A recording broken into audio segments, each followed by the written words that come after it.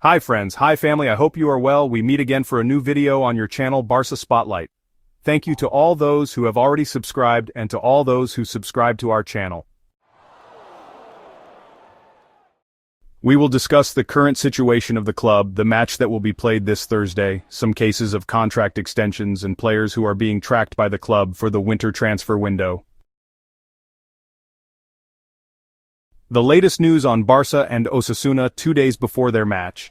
Hansi Flick and Vicente Moreno are finalizing details to face the controversial match with certainty, even if they still cannot count on all their international players. FC Barcelona and CA Osasuna will face off this Thursday at the Estadio Olímpico Lluís Companys de Montjuic at 9 p.m. in the postponed match of Matchday 27. The date generated controversy, as both clubs had requested to play the match, which was suspended on March 8 between matchdays 37 and 38 to minimize conflicts with players' national team call-ups. However, the Royal Spanish Football Federation, RFEF, decided that the match would take place on March 27, a decision both clubs unsuccessfully appealed.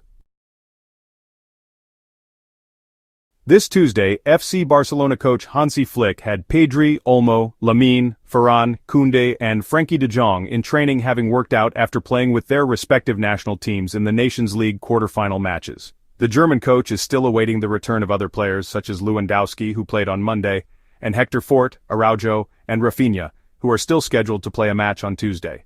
For their part, Club Atlético Osasuna trained behind closed doors at El Sadar 2 days before traveling to the leaders FC Barcelona, and did so with the addition of Ante Budimir, who returned from training with his national team. Osasuna also arrives just in time for this Thursday's match. Vicente Moreno will be without Brian Zaragoza, who is injured, and Toro, who is suspended. Meanwhile, Boyomo will arrive in Barcelona after playing this Tuesday evening with Cameroon. The expression being in the middle like a Thursday couldn't be more appropriate in this situation.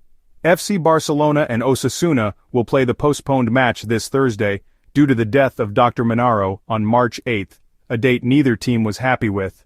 Appeals from both clubs were unsuccessful, and the Matchday 27 clash will ultimately be played with little time remaining compared to international matches and weekend fixtures, which fall on Matchday 29.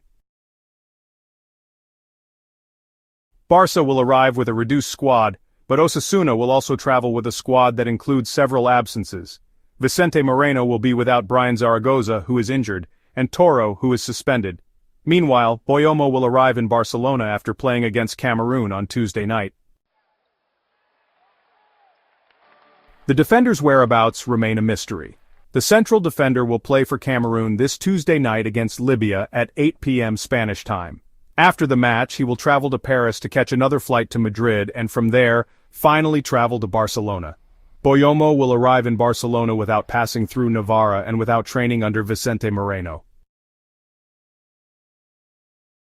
For his part, Budimir trained this Tuesday after playing 120 minutes with Croatia, and Moreno completed the training with reserve team players Pablo Valencia, John Garcia, and Asier Osambella. This Wednesday, Osasuna will finalize its preparation for the match with an open training session at Tajonar starting at 10:30 a.m. Finally, Ronald Araujo traveled to Bolivia and was part of Bielsa's Uruguay squad to play for El Alto, although he did not actually play. The defender watched the match, which ended 0-0 from the bench, and will return to Barcelona after playing the full 90 minutes of the first match against Argentina. He will arrive in Barcelona this Wednesday afternoon and will do his best to be selected against Osasuna, although it seems unlikely that he will be able to start against the Navarrese team. The Uruguayan defender played the full 90 minutes of the World Cup qualifying matches in South America. Barça could have recovered the defender earlier if he had received a yellow card in the 1-0 defeat to Argentina, as he was already booked. But ultimately Araujo was not booked and was able to travel with the squad for the second match. The question is whether he will be able to play this Thursday against Osasuna at 9 p.m. The Blaugrana team faces the Navarrese team in the postponed Matchday 27 match. Flick was short on defensive players, and it was possible that Araujo would be one of the players Loco Bielsa would leave out for the clash, but ultimately, that was not the case. Raphinha is caught, he rebels, and a real fight ensues. Talk less. The FC Barcelona winger declared before the match that they were going to beat up the Argentinians, and that they had his words in mind. An Argentina-Brazil match has always been, is, and always will be a heated one. It can't be otherwise. This one in particular featured many unresolved scores between the players. In the build-up, Raphinha made some explosive statements, assuring Romario that they were going to give the Argentinians a beating, without a doubt, in response to a question from one of the greatest legends of Brazilian football.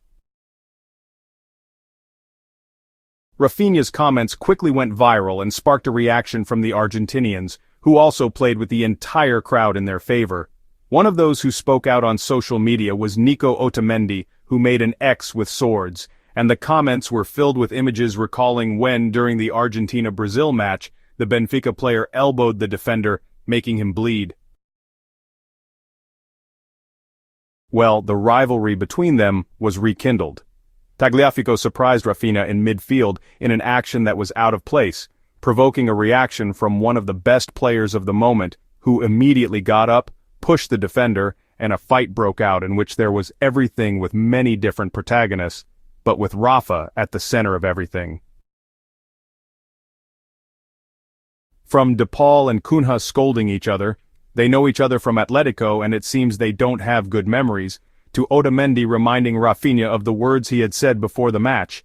Even though things weren't going well for the veteran center-back, he didn't want to waste this opportunity. There's probably still some pain after the Champions League elimination against BARCA, with a performance from the number 11. Talk less, he told him. Well, the first half hour left no one indifferent. In just 12 minutes, the Argentine team scored 2 goals. The first of these was the work of Julian Alvarez, who took the ball between the rebounds and finished under Bento's legs in the 5th minute. Some will say he was lucky, but when the same player scores so many goals in the same way, it's probably no longer luck. Brazil had no response. Vinicius was absent, and the goal looked closer to 3-0 than 2-1, but Romero made a serious error on the ball clearance and Cunha capitalized. The former Atletico player advanced a little to the edge of the box and, with Emi Martinez somewhat out of position, he gently slotted the ball aside near the goalkeeper. A mere mirage because the result changed but not the feeling or the dynamic. Argentina continued to advance until another midfielder, McAllister, came from behind and capitalized on a poor clearance from Bento to make it 3-1, and Simeone sealed the victory for a 4-1 victory at the end of the match. Thanks for watching. Thanks also to those who took 2 seconds to give it a thumbs up, and the comment to reference it helps the channel enormously. Don't hesitate to subscribe and activate the bell. If you haven't already, thanks again, keep up the good work, and see you soon for a new video.